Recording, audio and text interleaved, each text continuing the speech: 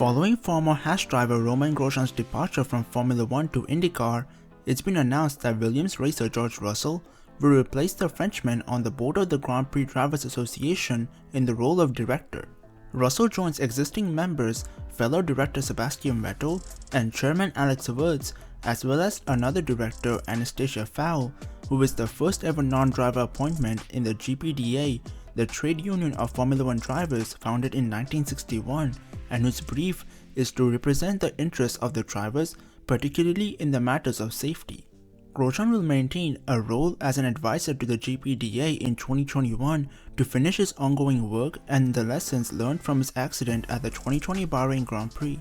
Following the announcement, the 23-year-old Russell will now turn his attention to the Bahrain Grand Prix season opening weekend on March 26 to 28 as he prepares to begin his third year with Williams.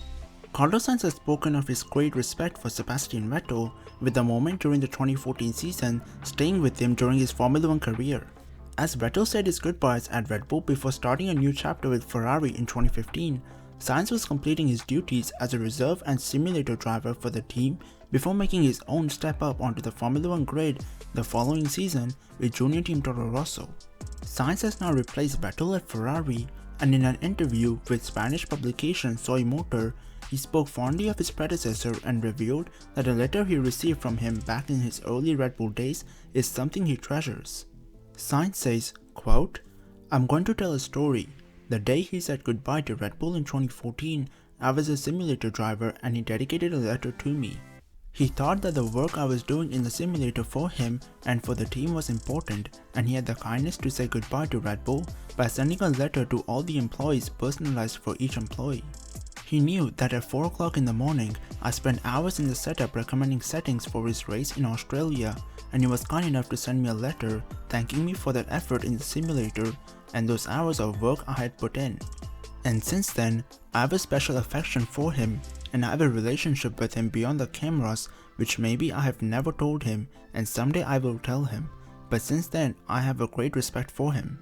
Christian Horner has described the decision taken by Red Bull to manufacture its own power units represents the biggest commitment to F1 in the team's history. Red Bull announced in mid-February that a new company called Red Bull Powertrains Limited was being created to oversee their Honda power unit from the end of this season when the Japanese manufacturer leaves the sport. From a newly created base near Red Bull's headquarters in Milton Keynes, Honda will continue to assist the team with development and maintenance into next year before a freeze kicks in for 3 seasons from 2023.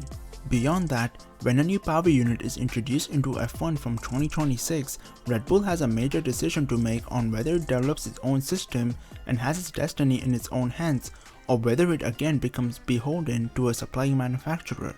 Describing the formation of Red Bull Powertrains Limited as a hugely important addition to Red Bull's Formula 1 portfolio, speaking via his column on the team website, Horner added that it is a bold and brave and probably the biggest commitment Red Bull have ever made to F1 since the team started in 2004.